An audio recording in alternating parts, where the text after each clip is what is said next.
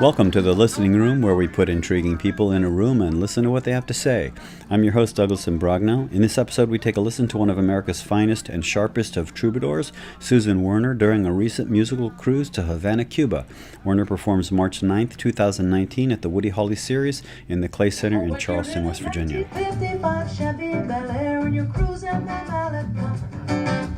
All your troubles are gone. Yeah. Oh, when you're in a 1955 Chevy Bel Air and you're cruising out 23. Oh, world's a wonderful place. Sing it when you're in a 1955 Chevy Bel Air. When you're in a 1955 Chevy Bel Air and you're cruising the Malecon. All your troubles are gone. Oh, your troubles are gone. Tell us where we're at right now. So today, I'm on a cruise ship coming back from Havana, and it was a 5-day cruise with a group called Fan Club Cruises that puts together groups of people who know a certain artist and want to go on an adventure with that artist. And we left out of Fort Lauderdale and went to Havana for 36 hours, and I've been there before, but I'm happy to report that most people on the trip, I think everybody on the trip, felt like Havana really delivered on being somewhere different, somewhere special, somewhere surprising. You've this is your third trip to Havana, and you've actually done a CD of music about Cuba. What is it that caught you? What is it that caught you to the point that you wanted to do a CD of Cuban-inspired songs? Yeah, Cuban-inspired songs, right? And because there's plenty of great Cuban music. It's not like we needed more Cuban music in the world. And maybe we didn't even need what it is I came up with. But as a songwriter, I'm always looking for different kinds of projects and concept albums. And I went to Cuba for the first time in 2016 for 9 days on a long tour with Insight Cuba, which is a tour group out of New York. And I was just kind of blown away by the place. It's a place of contradictions. It's a place of amazing visual art. And, of course, it's one of the world's great music centers and traditions. And as an American in Havana, I was having all kinds of experiences of seeing things that are familiar and seeing things that are totally foreign.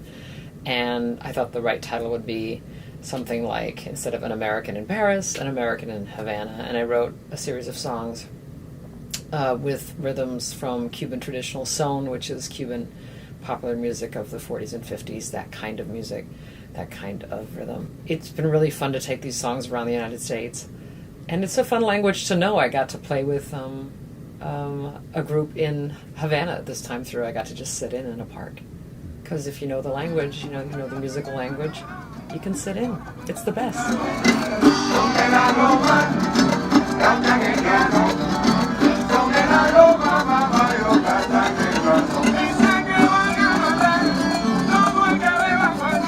We had a conversation last night after dinner about how complicado the politics are, and I wonder what role you see music serving in that complicated conversation. Well, you just revealed that you also are on this cruise. Yes, so we are both on this cruise right now, coming back from Havana. And you said complicado. Mm-hmm. Cuba is complicated. It is contemporary, and it is fixed in time, because with the embargo in 1959, with the revolution and the embargo that followed shortly after 1959, so much of the economy stalled at that moment. And so architecture, automobiles, as many people know, American automobiles, everything was frozen in that moment. And you can still see Havana as if parts of it are still 1959, or even 1937, like the Hotel Nacional, or the Floridita, which Hemingway went to, which was the birth of the daiquiri, a bar where the daiquiri was first invented. But it's also a place where there is great hardship, economic hardship, because the economy doesn't really deliver for most of its citizens, and that's a hard thing to witness. It's a hard thing to be near, and to feel like, as Americans, our policy plays a role in how things are in Cuba, for better or for worse, whatever you think of the policy. Our policy does determine some of how people's lives are hard in Cuba. Yeah, it's a lot. There's a lot to think about. It's not like going to an island where you just go and sit on the beach. Cuba's a destination for people who want something to think about a little bit. Cuba is the smell of diesel and cigarettes. Cuba is a young boy fishing as the sun sets. Cuba is the taste of sugar cane so sweet. Cuba is the sound of muted trumpet down the street.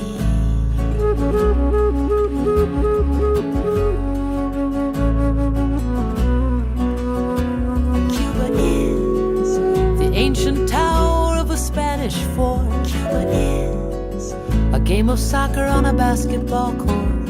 Cuba is a farmer with 2 oxen and a plow. Cuba is a jinetera drawing a black pencil across her brow. Cuba is a crumbling mess. Cuba is a true work of art. Cuba is sure to blow your mind. Cuba is sure to break your heart. Cuba is an old man riding bicycle in the rain. Cuba is a young woman leaving from Miami on a plane. Cuba is a revolution's final fading hope. Cuba is an old woman begging for a bar of soap. Cuba is only 90 miles away. Yeah, your song "Cuba Is" really captures a lot of that. Can you talk about that song? Yeah, thanks. Thanks for saying that. Someone told me as a songwriter that the best thing to do as a songwriter is to capture sense impressions of a place, a new place that you go to. Like the first 24 hours are really important when you arrive at a new place. That what you first smell, what you first see, what you first taste, those things, get those down, nail those down, write them down, capture them any which way you can, and don't talk a lot. Don't talk out of your mouth to other people, just keep it in. And I wrote down the first things that came to me on the first 24, 48 hours in Cuba, and those impressions seem to speak to people who are interested in Cuba and speak to people that have been there.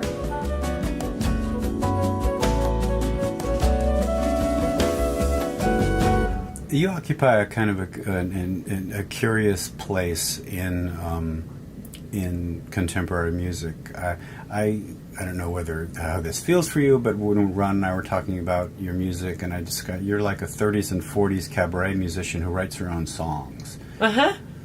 How do you see yourself in the contemporary scene? I mean, you could be playing to bigger, 10,000 people. Maybe you have, but you consistently play in intimate rooms.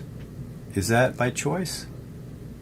It's where I feel small rooms is where I feel like I have the most connection with people, and where what I do that I'm good at is most successful, where the connection is most intense. To do big rooms, then I really should have a band, and maybe write songs that aren't so lyric intense.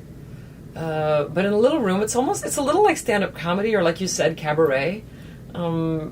It's a conversation, and one in which hopefully we're a little bit at risk. Either you're going to laugh, or you might even be offended if I do, any number of songs. But we're also emotionally at risk, like risking feeling attachment to those that we love, or missing someone. And those things to me are best accomplished in a small room. That's where I can feel the audience, and I can feel, and they can feel that I'm up here meaning it heart and soul. A big room, some of that gets lost.